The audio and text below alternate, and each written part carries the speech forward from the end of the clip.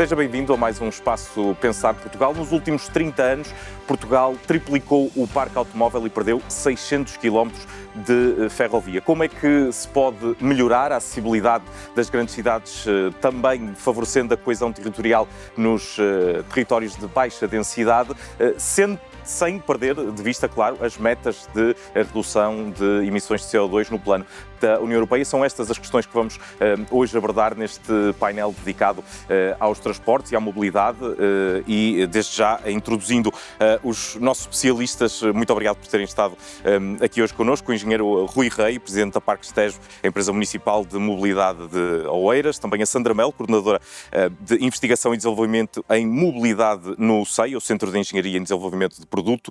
E o Carlos Oliveira Cruz, professor do Instituto Superior Técnico e coordenador do estudo Sistemas de Transportes em Portugal. E eu começaria mesmo pelo Carlos Oliveira Cruz.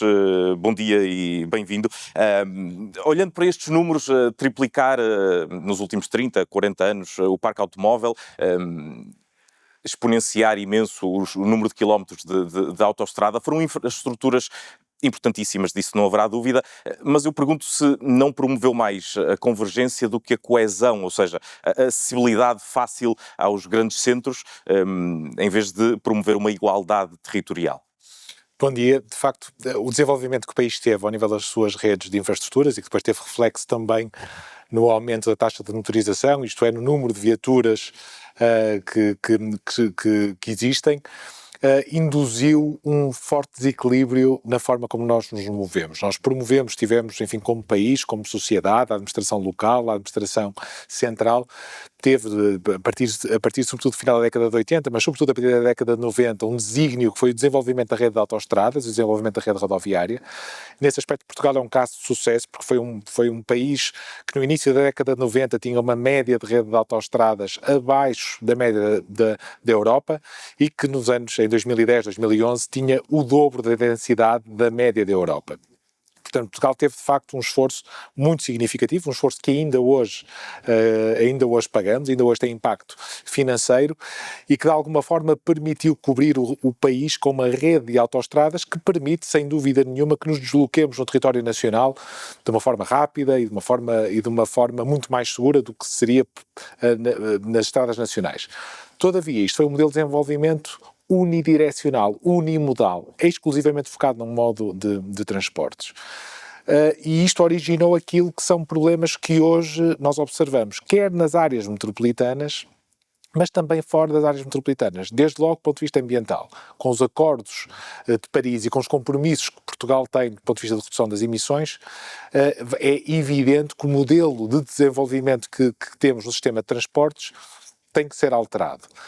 Mas mesmo que sejamos capazes, enfim, num futuro próximo, com a crescente eletrificação dos veículos, de resolver o problema das emissões, não vamos resolver o problema do congestionamento urbano. E este é um problema fundamental, sobretudo ao nível das cidades de média e grande dimensão e sobretudo ao nível das duas grandes áreas metropolitanas de Lisboa e de Porto, onde aqui verificamos que estamos hoje com níveis de congestionamento muitíssimo elevados, estamos com tempos de deslocação média muito elevados e estamos com taxas de utilização do transporte público muito abaixo daquilo que a maioria das cidades desenvolvidas da Europa tem.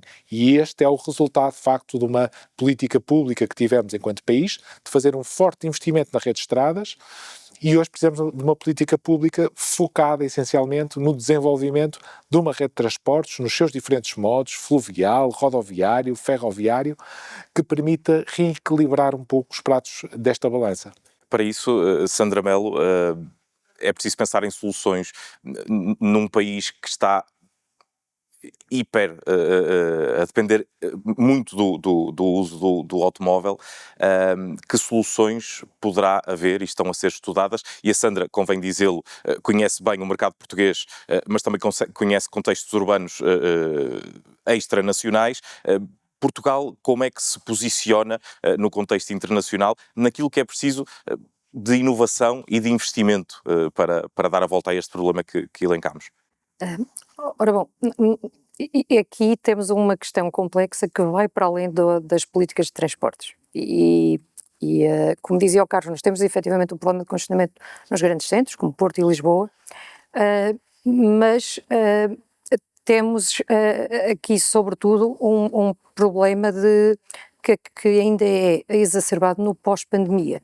E, portanto, nós, se estávamos habituados a preparar política de transportes de uma determinada forma, no nosso país, tudo o que estávamos preparados para fazer, tudo o que tínhamos uma visão para fazer no futuro, seja a nível de integração, de transporte multimodal, etc., mudou radicalmente com a pandemia. E o que a pandemia nos trouxe foi, acima de tudo, uma digitalização dos serviços e das opções. Aí permite-nos estar mais próximos e em pé de igualdade com outros contextos internacionais e abre-nos todo um leque de opções, portanto, acho que é bastante positivo, abre-nos todo um leque de opções para utilizarmos de forma muito mais racional os recursos. Portanto, se até agora era inevitável chegarmos à conclusão que o modo automóvel era o mais flexível, era o que tinha a capacidade para servir um maior número de perfil de utilizadores, nós agora temos a possibilidade de equacionar aqui outras opções, como soluções de micromobilidade, soluções de partilha. Portanto, a tecnologia acaba por ser aqui um enabler para utilizarmos todos os recursos de uma forma muito mais eficiente. E isto é transversal a diferentes territórios. Portanto, nós agora já vemos soluções mais até para o interior do país, onde é possível usar a tecnologia para recorrer a serviço mais flexível de transporte. Portanto, que servem a uma população mais idosa, que servem a uma população com determinadas características. Temos soluções de micromobilidade pela cidade que servem muitos nichos mais jovens até, e como complemento ao transporte público, como talvez no passado até não fosse uma opção recorrer, por exemplo, ao modo pedonal mais a micromobilidade e, portanto, as pessoas acabavam por se deslocar no transporte individual. Há todo aqui um conjunto de soluções que emergem no pós-pandemia, muito apoiados pela tecnologia, por esta racionalização de recursos e de dados, que nos coloca mais próximos dos contextos internacionais. Agora, há aqui também uma questão não menos relevante do que a tecnologia, que é a necessidade de mudar comportamentos. E efetivamente, no caso português, nós damos uma grande importância ao veículo como estatuto, como símbolo de estatuto. E, portanto, é preciso ultrapassar esse conceito, é preciso mentalizar os mais jovens que todas as opções integradas são mais racionais, digamos assim. E com estes dois pesos distintos na balança, eu acredito mesmo que será muito mais fácil atingirmos objetivos de neutralidade carbónica e resolver alguns destes problemas de congestionamento. Já vamos também elencar algumas das possíveis soluções tecnológicas, mas trazer também Rui Rei para a conversa, isto porque em Oeiras 57, 58 mil pessoas todos os dias saem do Concelho, cerca de 50 mil entram no Concelho também para trabalhar nos parques empresariais do município. Gerir tudo isto é cálculo muito difícil e é preciso inovar, que é algo que a Parques Tejo também está a fazer com investimentos previstos para os próximos anos. É verdade, mas eu acho que nós estamos num sítio extraordinário, num local extraordinário, aqui em Porto Brandão, em Almada, e temos nas nossas costas o símbolo, de facto o símbolo do início do nosso grande epopeia, e que foi alvo de muitas críticas, não é? Dos velhos do Restelo. E, portanto, nós, desde essa altura, somos um país cheio de velhos do Restelo e de bipolaridade. Na altura não se chamava-se outra coisa, mas hoje é isto. E isto é o símbolo de que nós fazemos pouco mais do que criticar.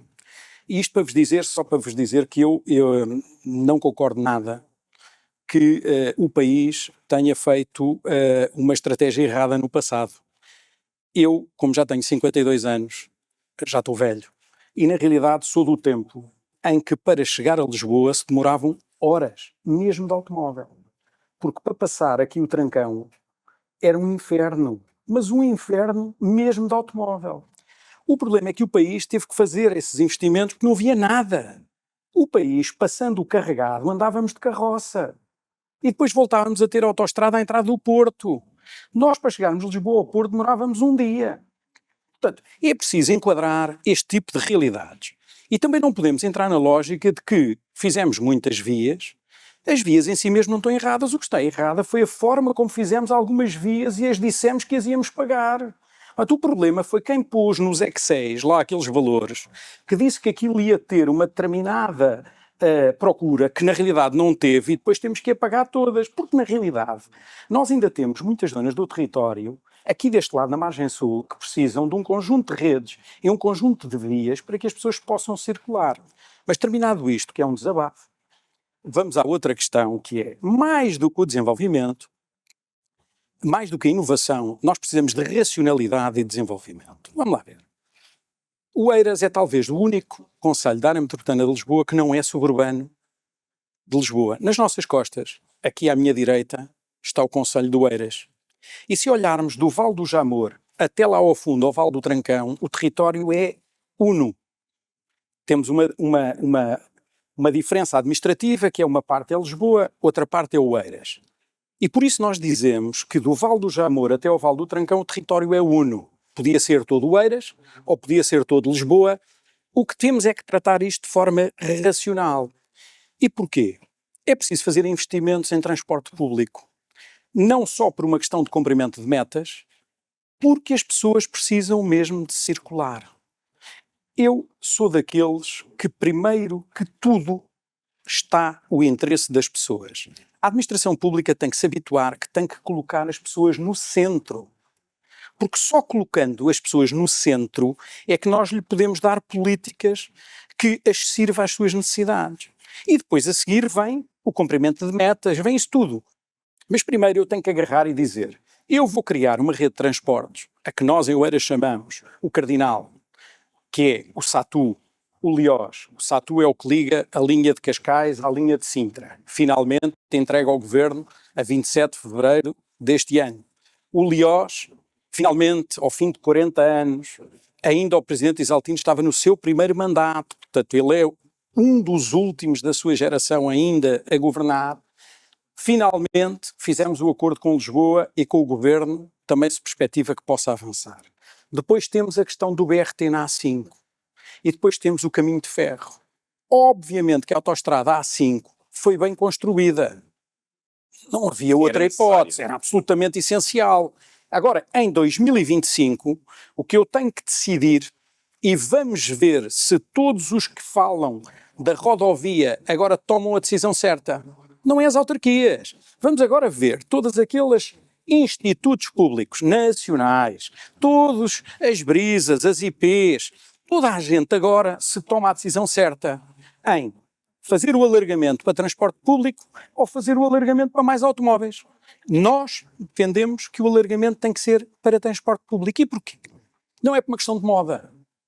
É porque, na realidade, o mundo mudou. E o mundo mudou não é por causa das metas. O mundo mudou porque a linha de caminho de ferro de Cascais tinha um determinado objetivo. E as pessoas moravam essencialmente encostadas à linha de caminho de ferro. E quando vinham para Lisboa, trabalhavam essencialmente aqui na zona de Alcântara e da Baixa. E o que é que aconteceu nos últimos 40 anos? As pessoas já não moram junto à linha de caminho de ferro, moram para cima até da autoestrada, e não trabalham na zona da Baixa. Trabalham para cima, para as avenidas novas, para lá da segunda circular. Então o que é que nós temos que fazer? Projetar um transporte público de elevada capacidade para colocar as pessoas no centro. E a partir daí conseguir desenhar na área metropolitana de Lisboa uma nova rede de transportes complementar à existente, que é isso que, se vocês forem ver no mapa que nós temos, trabalhado, que lhe chamamos o Cardinal, está perfeitamente rebatido e integrado com Lisboa e com os restantes concelhos. O SATU permite hoje, o projeto atual, Vamos explicar, se calhar convém agora explicarmos o que é o SATU, que era uma linha que já esteve ativa. O SATU esteve ativo, começou antes do tempo, chega só até ao centro comercial, portanto tinha 800 metros de ligação. Era sistema de transporte autónomo que será uma via dedicada a um Metrobus. Será transformado numa via dedicada no Metrobus, que alguns são contra, porque, mais uma vez, nós também somos pequeninos, porque há um conjunto de pessoas, alguns deles com grande responsabilidade, que acham que os transportes só são bons se tiverem rodas de ferro. Não, é uma coisa, quer dizer, é o que é. Mas eu considero que os transportes são bons se adequarem à oferta e à necessidade. Portanto, eu não tenho que ter ferrovia em todo lado. Eu não tenho que ter carris de ferro em todo lado. O que eu tenho que ter é um transporte público que sirva verdadeiramente às pessoas. Total. Mas então, que população é que vai servir esse Neste caso, nós temos, no caso do Satu, que ligará a linha do Oeiras, a linha de Cascais à linha de Sintra, que passará por todas as freguesias, Oeiras, Passo de Arcos, Oeiras, Porto Salvo, até Massamá Terceira, em que ligaremos tudo, o Tagus Park. O Tagus Park passará a ter uma ligação e uma frequência e uma previsibilidade e um conforto que hoje não tem. Hoje, obviamente, que a maior parte da sua oferta é assente no transporte individual. E, portanto, isto foi visto ainda agora, recentemente, com a mudança do novo Banco de Lisboa para Oeiras.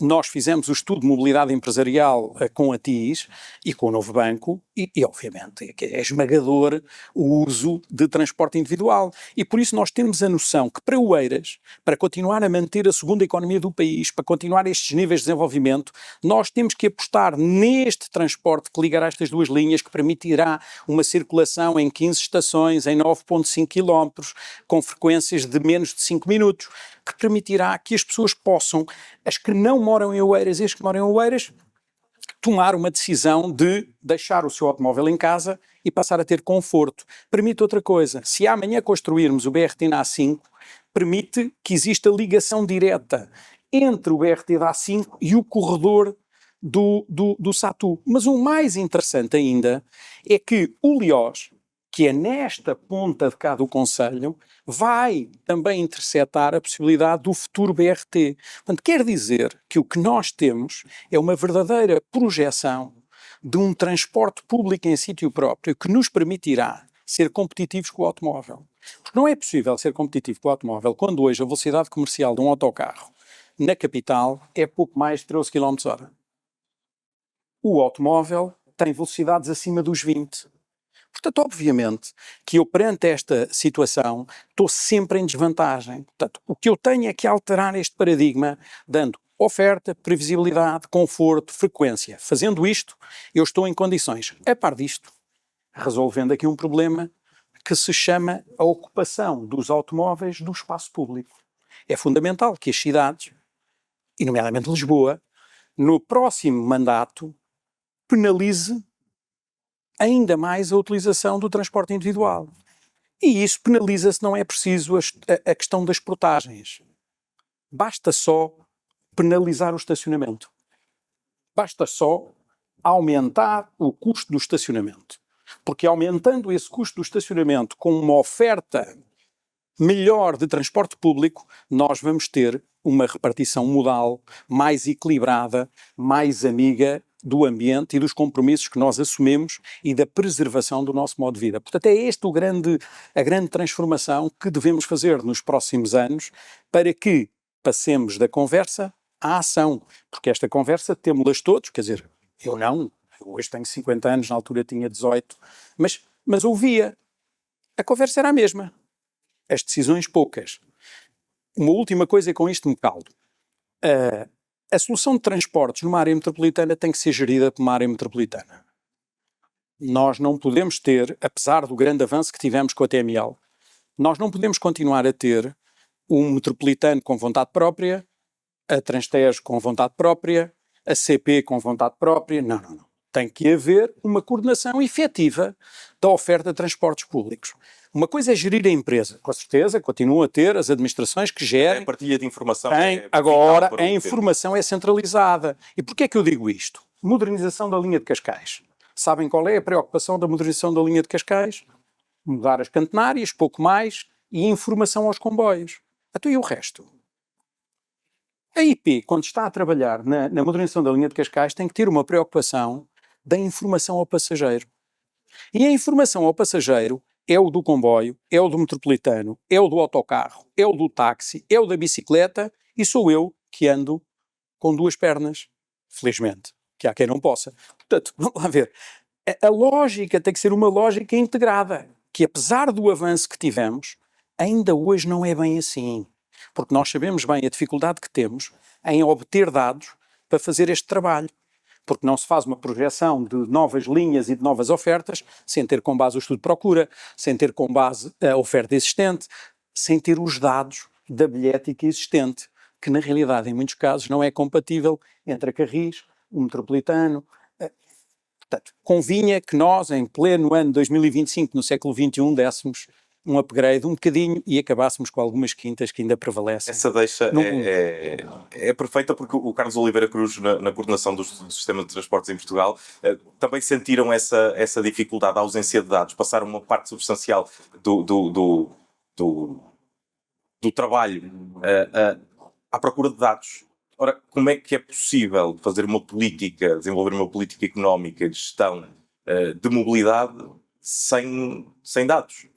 A resposta simples é não é. E, portanto, o que se passou nos últimos 30 anos é temos tido uma atitude reativa, temos corrido atrás da solução dos problemas e não temos dados nem informação que nos permita antecipar esses problemas e tomar decisões que de alguma forma garantam um equilíbrio mais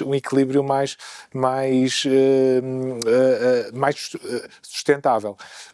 Pegando no exemplo que o Rui referiu, aqui da linha de Cascais, se pensarmos na primeira metade do século XX, a coordenação entre a organização das cidades e o desenvolvimento de sistemas de transportes era, se quiser, muito mais racional, porque acontecia aquilo que referiu aqui na linha de Cascais e que de facto acontecia na esmagadora maioria das linhas ferroviárias, que era nós construíamos cidade em torno de grandes eixos ferroviários e pelo país inteiro nós temos esses exemplos daquilo que são as linhas mais antigas, daquilo que são as cidades próximas a essas linhas. O crescimento da cidade era feito normalmente em torno das estações.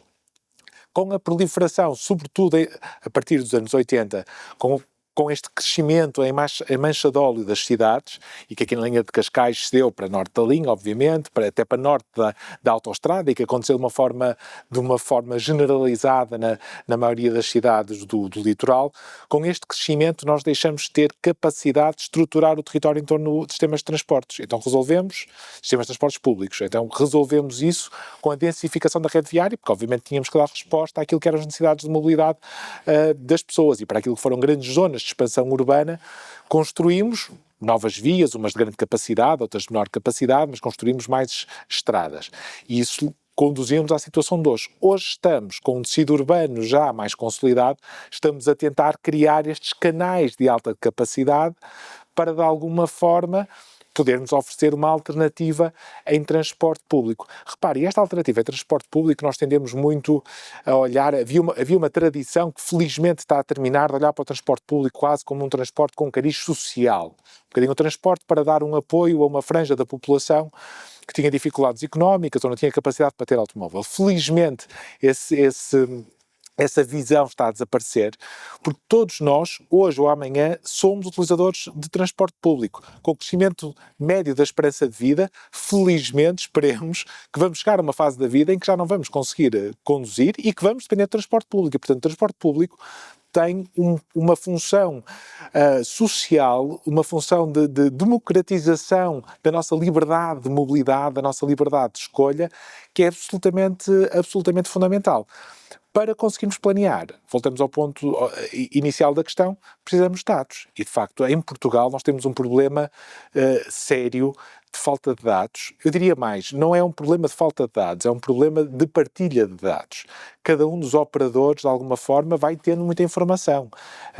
O Metropolitano, a Carris Metropolitana, a Fertagos, os táxis, os Ubers e as plataformas eletrónicas, todos têm um conjunto de dados muito significativo. A questão, e muitíssimo valioso, e que repare, do ponto de vista da política pública, para quem está a estudar soluções, essa informação é absolutamente vital. O problema é que a informação está estanque e compartimentada e não estamos a conseguir, enquanto país, tirar proveito dessa informação. Nós, se com a informação que existe hoje, isto é, sem recolher mais informação, só com a informação que existe hoje, nós já teríamos condições para tomar decisões muito mais informadas, muito melhores decisões. E este é um problema, e é um problema que tem a ver com um ponto que já foi referido, que tem a ver com a escala da gestão. Os problemas de mobilidade na cidade de Lisboa, na cidade de Oeiras, na cidade de Almada, não são resolvidos por nenhuma destas cidades de forma independente, são resolvidos pela região, pela área metropolitana. E nós temos aqui um problema que é de efetiva coordenação a esta escala metropolitana, porque aquilo que vemos é que muitas das competências são competências detidas pelos municípios, há algumas competências que são detidas pela área metropolitana, por exemplo, na organização do transporte público rodoviário, mas naquilo que são grandes projetos de investimento ferroviário, de metropolitanos, estão muito dependentes ainda da administração central. Portanto, nós estamos a gerir um sistema, na realidade, a 3 escalas distintas: municipal, metropolitana e da administração central. Naturalmente que há muitos aspectos de mobilidade, por exemplo, relacionados com a gestão do espaço público, que tem uma escala municipal, isso não temos dúvidas. Tudo aquilo que tem a ver com estas ligações entre municípios, com aquilo que tem a ver com algumas decisões de gestão dos próprios municípios, como por exemplo a questão do estacionamento, como foi referido e muito bem, tem impacto nos outros municípios. A decisão que a Câmara de Lisboa toma relativamente ao seu estacionamento vai ter impacto na forma como as pessoas que moram em Oeiras, que moram na Amadora, que moram em Vila Franca, que moram em Almada, tomam relativamente à sua opção de mobilidade. E aqui é necessário, de facto, reforçar a escala metropolitana. Esta é a escala certa para pensarmos nos problemas de mobilidade e pode ser talvez a escala certa para resolvermos o problema dos dados. Portanto, de criarmos a esta escala uma plataforma, um sistema que permita aos diferentes operadores, aliás, não é que permita, é que obrigue os diferentes operadores do sistema a reportarem informação que tem relevância para quem toma efetivamente decisões. Aquilo que o Rui Rei também falava sobre a taxação dos estacionamentos, podemos pegar nisso para falar da questão da subsidiação cruzada, ou seja, aquela lógica do poluidor-pagador. Claro. A minha pergunta é, só penalizando quem utiliza o carro é que se pode... Não será a única solução, mas pergunto se será essa, inevitavelmente, a solução principal para se conduzir a população a utilizar métodos mais leves de transporte. A primeira opção, que é a opção que de alguma forma muitos dos projetos que estão atualmente em curso e em planeamento procuram refletir, é aumentarmos a capacidade do sistema de transporte público. Isso é absolutamente essencial porque nós já temos na área metropolitana de Lisboa e na área metropolitana do Porto partes do sistema, para não dizer partes significativas do sistema, que estão no limite da capacidade. Estamos aqui na margem sul, a travessia ferroviária entre a margem sul e a margem norte, pela Fertagos, é um dos exemplos no sistema que tem hoje problemas de capacidade. Portanto, nós não podemos simplesmente dificultar a utilização do automóvel sem, de alguma forma, oferecermos alternativas em transporte público que sejam, do ponto de vista económico e do ponto de vista da própria oferta, da qualidade da própria oferta, que sejam compatíveis. Já foram dados importantes, por exemplo, ao nível do acesso económico ao sistema de transporte público. O que é que eu quero dizer com isto? A diminuição do valor dos passos que foi aprovada foi de facto muito significativa. Se nós pensarmos, por exemplo, quem vivia em Setúbal para se deslocar para Lisboa tinha um passe que custava a ordem de grandeza de 130, 140, 150 euros, hoje com um passe de 40 euros é possível movermos em toda a área metropolitana. Já é difícil dizer que, do ponto de vista económico, o sistema não é um sistema acessível. O sistema hoje já foi dado um grande passo. Precisamos de aumentar a oferta, mas precisamos também de, ao mesmo tempo, introduzir aqui atritos à utilização do transporte individual. E isto não é simplesmente numa lógica punitiva, numa lógica de penalizar quem faz a escolha de transporte individual, até porque eu defendo que o direito de liberdade é supremo e, portanto, nós devemos ter a liberdade de tomarmos as opções de mobilidade que num determinado dia, para determinadas condições, nos são mais favoráveis. Até porque, em termos de capilaridade do sistema, ainda não há resposta, como dizia o Rei também, a toda a gente. Aquele cardinal prevê esclarecer esse problema, mas ainda, efetivamente, a intermodalidade não funciona. Exatamente. Ainda temos problemas de capilaridade e, repare, e a visão que temos da forma como nos movemos também não é binária. Isto é, eu não sou utilizador do transporte individual ou só utilizador do transporte público. Hoje em dia, cada vez mais, não é? E como a Sandra referia, no pós-pandemia nós temos verificado um aumento muito grande da variabilidade e das escolhas. Cada vez mais as pessoas são utilizadores à segunda e à quarta, por exemplo, do seu automóvel, à quinta e à sexta do sistema de transportes e se calhar num outro dia ficam em casa a trabalhar. Portanto, as nossas próprias opções de mobilidade também já não são como eram no passado, em que nós planeávamos, assim, de segunda à sexta tínhamos uma só opção. É cada vez mais variada. Agora, eu tenho que ter a consciência que quando eu escolho utilizar o meu automóvel numa hora de ponta para ir para o centro de Lisboa ou para atravessar a ponte, eu estou a impor um custo grande à sociedade. Eu estou a impor um custo grande desde logo do ponto de vista da ocupação de espaço público. Eu, se deixar o meu carro no centro de Lisboa ou no centro de Oeiras um dia inteiro, do ponto de vista da gestão da cidade, eu estou a impor um custo grande a toda aquela cidade, porque ninguém gosta de chegar a uma cidade, de facto, e ver carros estacionados por todo lado. Um pequeno parênteses, as cidades de alguma forma já fizeram um esforço muito grande de disciplinar e regular o estacionamento. Quem não se recorda do que era, por exemplo, o Terreiro do Paço nos anos 80 ou nos anos 90. Portanto, é um caminho que as cidades estão a fazer. É um caminho que tem que continuar a ser feito, porque continuam a existir muitos desequilíbrios. Vou dar um exemplo concreto. Falamos há pouco da A5. A A5 é uma autoestrada, e é uma autoestrada de grande capacidade, e é uma autoestrada que os utilizadores dessa autoestrada já pagam por utilizar essa via. Permitiu ligar Cascais a Lisboa de uma forma muito mais rápida, enfim, nas horas de ponta já tem problemas de congestionamento, mas ainda assim oferece uma alternativa no transporte individual e tem uma portagem. Se olharmos para o IC19, o IC19 é em tudo semelhante à A5. Estamos a falar de uma via de grande capacidade com um separador central, ao lado de uma via ferroviária de grande capacidade, que é a linha de Sintra. Que sentido é que faz os utilizadores da A5 pagarem portagem e os utilizadores do IC19 não pagarem? E vou mais longe. Que sentido é que faz alguém que mora aqui em Porto Brandão ou em Almada ou na Trafaria, quando precisa se deslocar a Lisboa, está mais perto de Lisboa do que Sintra, por exemplo, tem que pagar 2 euros de portagem para atravessar a ponte? O sistema tem ainda algumas lógicas um pouco irracionais. E quando nós falamos em subsidiação cruzada do transporte individual para o transporte público, que vai ser seguramente fundamental, temos que também refletir sobre alguns desequilíbrios que existem na própria rede de autoestradas, em que temos grupos de utilizadores que uns pagam e outros não pagam, e a explicação para isto é simples, tem a ver com os momentos em que estes projetos foram lançados, com a forma como foram financiados, mas a lógica como nós definimos as portagens e quem paga por utilizar as estradas tem que evoluir dessa lógica do financiamento, que isso foi feito para redirecionamento da utilização. E aqui vai surgir, de facto, a questão da subsidiação cruzada, que de alguma forma os municípios também estão a dar excelentes exemplos à administração central, porque ao nível municipal, os municípios já estão, de alguma forma, a angariar, através das receitas angariadas pela gestão do estacionamento, pelas concessões de estacionamento, por exemplo, poderem fazer investimento no espaço público, no reforço de transportes públicos, e esse é um exemplo que eu acho que a administração central também devia olhar, porque a nível da administração central vamos ter que olhar de alguma forma para este princípio de subsidiação para garantir o transporte público. A esmagadora maioria do transporte público é deficitário, isto é, com um passo de 40 euros nós não conseguimos cobrir os custos e precisamos de garantir aqui um modelo de financiamento que seja sustentável e seguramente que a utilização do transporte individual, seja por via das portagens ou por via do estacionamento, é uma fonte de receita muito relevante para o sistema de transportes no seu conjunto.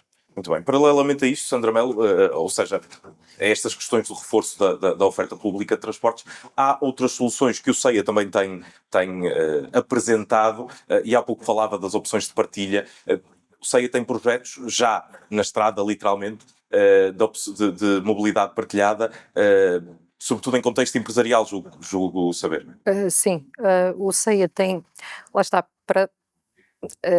tudo o que estamos aqui a dizer até agora é absolutamente verdade, mas nós já estamos a tentar olhar para outro tipo de soluções um bocadinho mais à frente que permitem também não só contribuir para a tal neutralidade carbónica, como tirar veículos das rodovias. E, portanto, estas soluções de partilha, na prática, conseguem-nos, por exemplo, permitir, em vez de termos um veículo que está parado cerca de 90% do tempo durante o dia, conseguimos pôr não só esse veículo a ser usado por diferentes tipos de utilizadores ao longo do dia, como conseguimos rentabilizar, se for esse o caso, o nosso próprio veículo de frota, etc. Então, como é que isto funciona, por exemplo, no contexto empresarial? No contexto empresarial, e temos parcerias, por exemplo, com a Casais, temos uma grande parceria agora com a Casais, Exatamente. Portanto, podemos permitir a casais dotar os colaboradores de soluções onde podem fazer o booking de veículos fornecidos pela casais, portanto, não só o booking como toda a utilização é depois monitorizada, há uma quantificação de impactos ambientais associada a esse uso de partilha que pode depois dar benefícios, não só aos colaboradores, mas depois também há aqui uma lógica de comunidade, porque os colaboradores sabem que estão a contribuir para um bem comum, não é? E, portanto, num contexto empresarial, isto permite-nos, em vez de estarmos a dotar, por exemplo, um local com vários veículos para diferentes colaboradores, permite uma gestão mais eficiente. O que é que isto faz? Por um lado, isto é possível porque temos tecnologia para isso, desenvolvemos o produto e o serviço para isso, mas temos acesso a dados, isto é essencial. Portanto, nós conseguimos garantir a integração com outros modos de transporte, nós conseguimos garantir toda a utilização racional destes recursos que, sem acesso aos tais dados, à tecnologia, saber onde estão as pessoas para dotar o número de devices e o tipo de utilização adequados a esses perfis, seria impossível. Portanto, a nossa vantagem a este nível muito micro é que temos efetivamente acesso a dados que nos permitem usar esta tecnologia. Isto tem também aqui um papel a nível de alteração de comportamento muito importante, porque, lá está, há pouco perguntava se a questão da punição era a única. Nós temos apostado em diferentes tipos de soluções que caminham na outra direção, que é, ok, nós já tentamos durante muitos anos no planeamento de transporte, na gestão dos transportes, ir pelo caminho da punição. Então vamos tentar aqui a indução, que é dizermos ao cidadão que se fizerem uma determinada opção, têm determinados benefícios, acedem a determinados benefícios, não só individuais, mas benefícios também para a comunidade. E, portanto, isto por vezes é uma mensagem não só muito melhor apreendida, como muito melhor aceite. E, por exemplo, a título de exemplo, e já que estamos a falar de casos específicos aqui de cidades, eu achei brilhante o que o município do Porto fez quando forneceu um cartão aos cidadãos que disponibiliza 22 viagens gratuitas por ano no cartão Porto. Porquê? Porque nós temos, a partir do momento em que temos o cartão connosco com 22 viagens, que sabemos que está carregado inclusive, isso induz-nos a opção do transporte público. Induz-nos a pensar que o transporte público é uma opção. Portanto, se há uma deslocação para a Baixa, essa já passa a ser uma opção. E acho que... Desculpe, Sandra, para quem não conhece o cartão Porto, é um cartão que dá acesso a vários espaços culturais da cidade, ou seja, Exato. Isso mesmo induz uma necessidade de transporte que o cartão pode suprir com essas viagens. Sim, e o facto de nos obrigar a ter a aplicação para aceder a esse benefício faz também com que passemos a estar nas nossas opções no telemóvel uma opção de aquisição de mais viagens, se for necessário, de mais opções. Portanto, somos induzidos de forma clara, mas na minha opinião brilhante, a utilizar o transporte público sem ninguém nos dizer que somos forçados a fazê-lo. E, portanto, efetivamente passa a ser uma opção. Porque a facilidade de todo o sistema, a flexibilidade de todo o sistema, induz-nos a pensar nisso. Portanto, acho que estas opções como essa que se focam muito na indução de um comportamento e nos tais benefícios associados, está a ser muito bem apreendida pelos cidadãos, não só em contexto nacional como em contextos internacionais, e, portanto, acho que pode ser uma hipótese a considerar no futuro. Acho que os municípios devem, pelo menos, ponderar este caminho para induzir esta utilização de outras opções. Antes de irmos aos benefícios e na parte concreta do CEIA, voltar só um bocadinho atrás para explicarmos essa questão da mobilidade partilhada, ou seja, em concreto, um trabalhador de uma empresa que adira a este processo, chamemos-lhe assim, que é criado é uma rota comum aos trabalhadores? Não, há um dimensionamento efetuado que é em função do tipo de padrões de mobilidade daqueles colaboradores e daquela zona, daquele território em particular. Portanto, há um dimensionamento associado em termos de necessidades. Portanto, há uma previsão de que vão precisar de X bicicletas, Y trotinetes, veículos de pequena dimensão, neste caso o nosso Ben, e portanto os trabalhadores o que têm a fazer é descarregar uma app que lhes permite o desbloqueio de qualquer um desses devices, em que têm toda a informação associada ao device, a localização, qual é o estado da bateria, etc. E portanto podem desbloqueá-la, usam, utilizam. Com a integração do transporte público, se assim for o caso. Com a integração do transporte público. Portanto, isso depois são tudo opções, portanto, que são devidamente negociadas com o cliente, neste caso, por exemplo, uma Casais. Por vezes há essa preocupação, por vezes, na maior parte dos casos, há essa preocupação, que é como é que os nossos colaboradores agora chegam a um metro, ou como é que chegam a um autocarro, não é?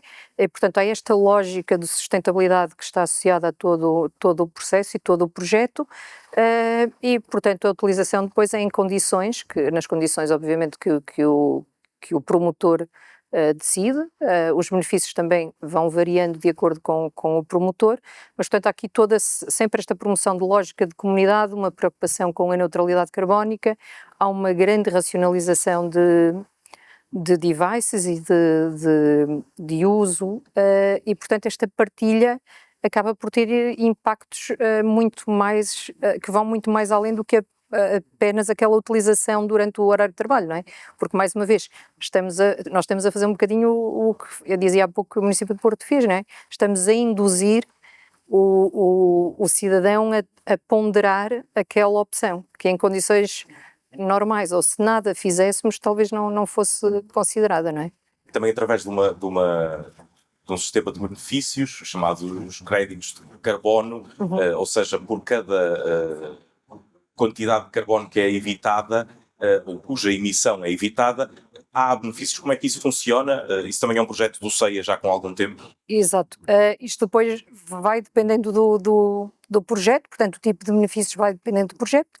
Nós já tivemos um caso, por exemplo, com o município de Matosinhos, que a dada altura os utilizadores da nossa app do Air tinham benefícios em produtos locais, em lojas de produtos locais, sempre associados a produtos verdes, a produtos sustentáveis, tinham descontos em eventos culturais, etc. Portanto, havia aqui uma lógica de ecossistema e de circularidade destes ativos ambientais.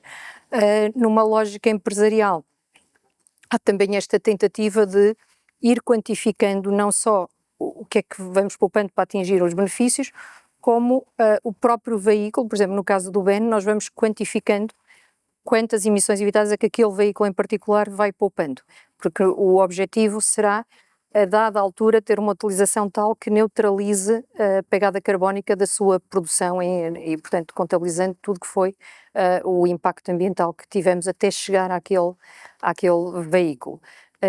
Portanto, o tipo de benefícios depois depende muito do promotor, pode ser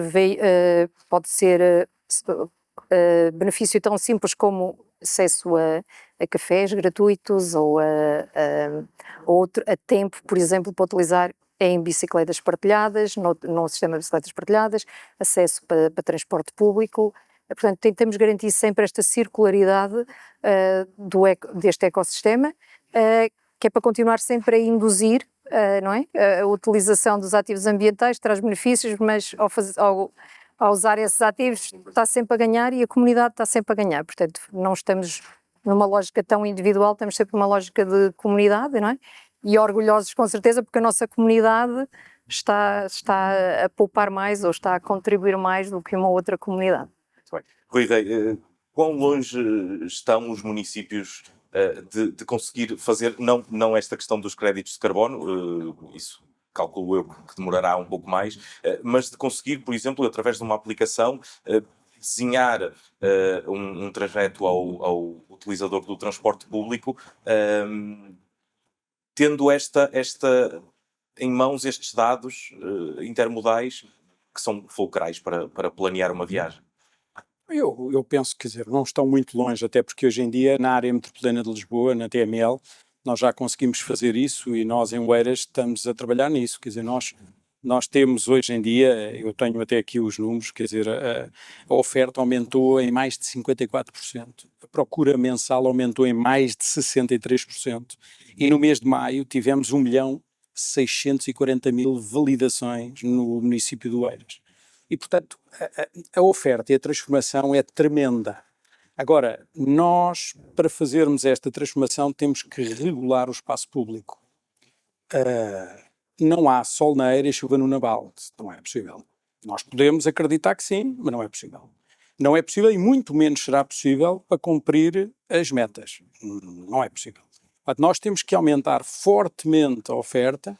Aliás, nós estamos a fazer agora um projeto muito interessante com as escolas, a que chamamos Oeiras Move Escolas e que depois temos o Bike Bus e o Pedibus, que no fundo o que estamos a fazer é voltar ao passado em que eu era jovem e ia a pé para a escola, ou ia de bicicleta para a escola, ou andava com os meus amigos de bicicleta. Nós perdemos um pouco esse hábito.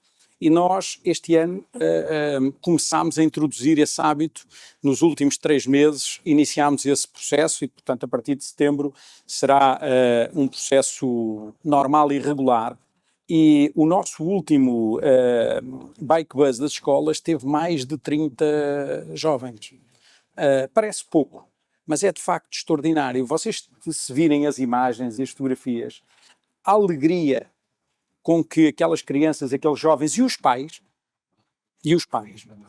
é tremendo. Houve um dos pais que o filho ainda era de facto muito jovem e ele fez uma boa parte do percurso ao lado do filho para ganhar confiança na primeira viagem. E, portanto, andou ali e, de facto, na segunda e na terceira viagem o menino já estava extraordinariamente com confiança e fez. E, portanto, isto é uma transformação que se faz. Esta é uma transformação pedagógica, que ao mesmo tempo vai ser ancorada num projeto pedagógico para as escolas de educação, que demora o seu tempo. Mas, ao mesmo tempo, tem que ser ancorado num processo de regulação do espaço público. Mas depois nós não podemos ter aquela afirmação de que esta malta que regula o espaço público está aqui na teoria da caça à multa. Não, eu dou o meu exemplo. Ou seja, eu desde que sou responsável da Parques Tejo, fui multado 2 vezes em Lisboa. Está a ver? E 2 vezes fui bloqueado em Lisboa. Mas já não sou mais. E não foi por culpa da EML ou da Parques Tejo, foi por minha responsabilidade. Porque eu não reparei, olha, uma reunião ia à reunião com a ACP. Estava lá um lugar à minha espera. A rua estava toda cheia, estava aquele lugar disponível. Ele estava lá um lugar. Eu estacionei e paguei. Só que o lugar era para residentes. E outro foi aqui na Avenida da Liberdade, que eu tinha a sensação, daquelas coisas, é o meu desenvolvimento do meu ar feminino, o meu 6º ou 7º sentido, como se costuma dizer. Eu achava que não devia ter ali o carro. Até porque havia lá carros ao lado que estavam bloqueados já. E eu pensei, bem, esta malta não está a pagar. Não, na realidade não era que aquele lugar não era para nós estacionarmos. Nós temos que acompanhar a regulação, porque o espaço público é finito. Não há necessidade de regular um espaço que tem capacidade para absorver a procura. Não há necessidade. Aliás, tem de fazer o contrário. Ora, o problema é que a maior parte das cidades não tem condições para absorver a procura. O centro da cidade de Lisboa não tem condição para absorver a procura. Uma boa parte do concelho de Oeiras, nomeadamente o que é encostado ao rio e ao mar, não tem condição de absorver a procura. Nós temos que o regular. E quando regulamos, introduzimos regras e explicamos que não pode ser como às vezes nós queremos, tem que ser como é possível. Portanto, outra coisa que nós achamos é que há uma ligeira desadequação hoje em dia com aquele discurso de que temos que criar parques dissuasores. Cuidado, porque isso era um discurso dos anos 80 e dos anos 90. Nós hoje, com o aumento da capilaridade, com o flat fee na rede de transportes, é muito difícil eu estar a explicar, para já porque os estudos demonstram que assim que eu pego no automóvel, para levar o meu filho à escola já não o largo. E, portanto, achar que é possível que milhares de pessoas possam largar o carro à entrada da cidade eu acho um bocadinho utópico. Eu diria que nós temos que ter uma rede que satisfaça 60%, 70%, 80% das pessoas. Ou pelo menos dessa necessidade. E depois vamos ver como é que nós aumentamos gradualmente essa oferta e captação das pessoas para o sistema. Por outro lado, nós não podemos ter concorrência entre serviços. Essa não é a função do transporte público. A função do transporte público é a complementaridade. Eu não posso ter os autocarros a concorrer com o metropolitano e a concorrer com o comboio. O comboio é um eixo demasiado importante e que tem que ser alimentado pelos outros meios complementares, salvo exceções em que eu posso ter o autocarro a andar ao lado. Mas eu tenho ainda hoje na área metropolitana o autocarro a concorrer com o comboio. Portanto, é preciso cuidado com isto, porque no fim do dia os cidadãos pagam estes transportes 2 vezes, 3 vezes. Pagamos a tarifa e a seguir pagamos porque temos a duplicação e a triplicação e nem por isso aumentamos a oferta. Agora, paralelamente a isto, é preciso claramente alterar este paradigma. Quem tem que gerir a oferta de transportes são as áreas metropolitanas. E quando eu falava aqui há pouco do projeto do Eiras, o projeto do Eiras é um projeto metropolitano. Nós falamos do Eiras, mas é um projeto à escala metropolitana, até porque não pode funcionar. O Eiras, se há município que não consegue funcionar por si só, é o Eiras. O grande sucesso do Eiras é à escala metropolitana, não é à escala individual. E nós precisamos mesmo da escala metropolitana. Portanto, todos estes projetos têm o apoio da TML e do Governo, não podia deixar de ser, e um deles numa parceria direta com a Câmara de Lisboa, porque também não pode ser. Aliás, Lisboa só tem a redução da entrada de automóveis se houver esta transformação, porque senão as pessoas continuam a usar. Basta que olhemos daqui, nós aqui, se olharmos aqui nas nossas costas, vamos ver que o Restelo é gêmeo de Miraflores.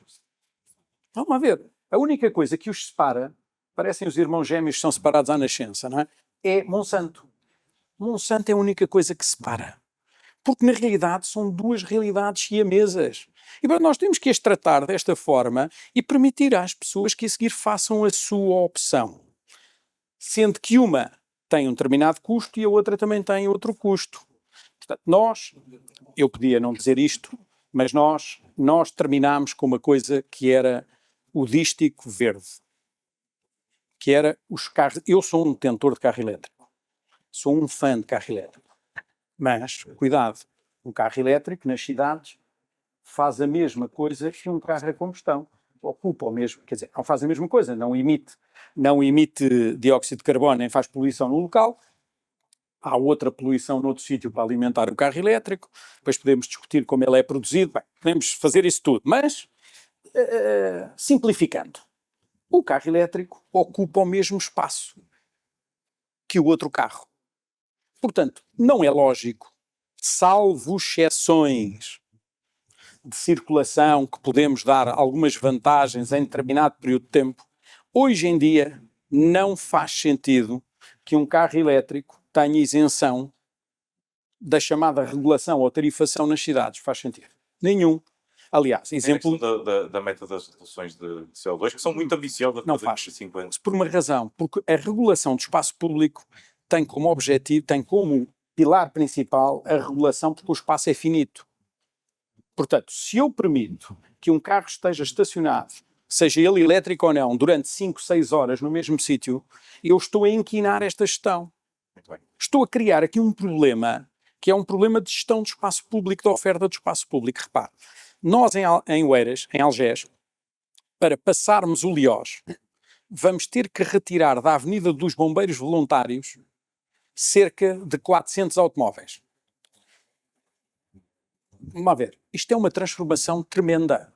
Nós não vamos fazer desaparecer os automóveis. Nós vamos agarrar neles que estão estacionados, mais ou menos regulados naquela zona, vamos criar condições numa zona ao lado, onde era um bairro de barracas nos anos 80, portanto, essa é outra transformação grande que se fez em Oeiras.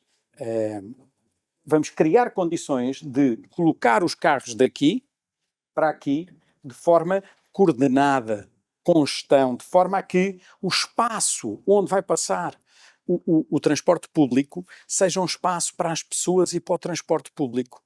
Esse é que é o grande desafio dos próximos anos, e depois dizer aos automóveis que têm o seu espaço, não mais do que aquele, é aquele. Nós não somos contra. Nós não somos contra os automóveis. Não somos anti-automóveis. Não achamos que eles vão desaparecer por decreto.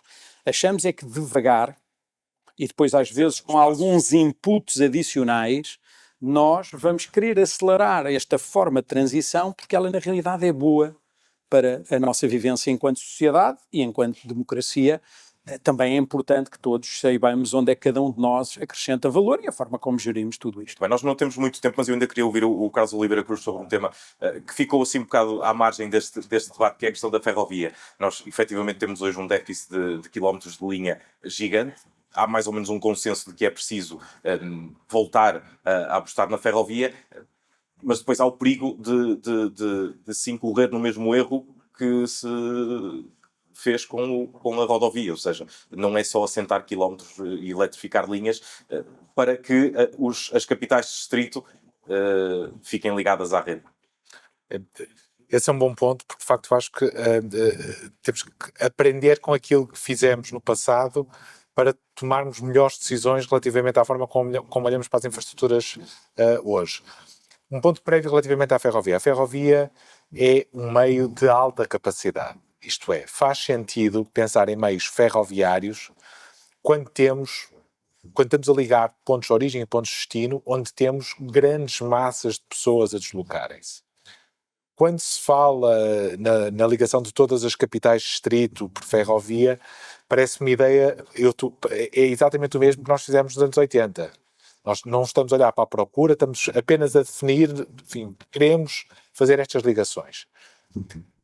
Há, obviamente, necessidade de reforçar as ligações ferroviárias numa série de locais. Um dos exemplos, e que está a avançar, é a ligação Lisboa-Porto. Portanto, vamos construir uma nova linha, esta linha de alta velocidade. Não tenho dúvidas que é um projeto muito meritório face aos constrangimentos de capacidade que existem na linha do Norte. Temos outros exemplos a uma escala mais urbana.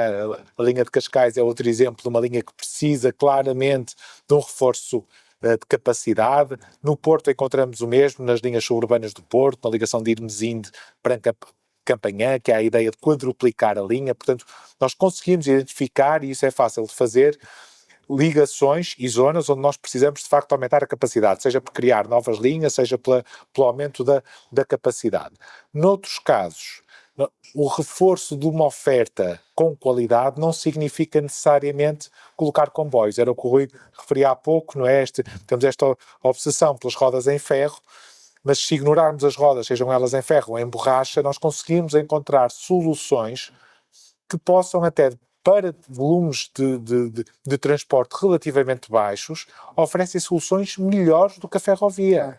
Melhores do que a ferrovia, porque é mais flexível, porque permite ter mais capilaridade, porque permite uma inserção no território mais fácil e porque também, não menos importante, são muitíssimo mais baratas. Ou seja, com o mesmo orçamento, se quiser, conseguimos aumentar muito mais oferta.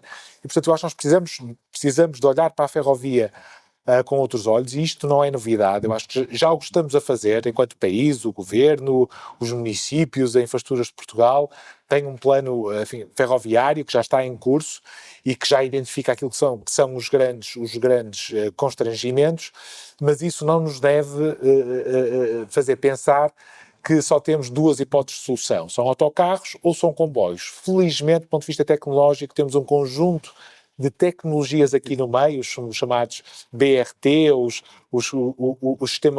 sistemas de Metrobus, como temos também designado, e que dentro desta grande família de tecnologias temos diferentes tipos de veículos, com diferentes tipos de conduções, com diferentes tipos de guiamento, com diferentes tipos de capacidade, que oferecem soluções que são mais rápidas de executar, mais baratas e que para muitos volumes e que para a maioria dos volumes de procura são mais adequados do que de facto os sistemas ferroviários que só se justificam para sistemas muito pesados. Pede-se planeamento para que seja dado sentido ao financiamento, que é necessário, como vimos nesta conversa. Obrigado, Carlos Oliveira Cruz, Sandra Melo e Rui Rei, nesta hora dedicada aos transportes e mobilidade, um dos temas na ordem do dia e, diria, no futuro próximo, até porque a meta da União Europeia para a diminuição de emissões de CO2 para a atmosfera é extremamente apertada. 2050 prevê-se que 90%, ou a ideia é essa,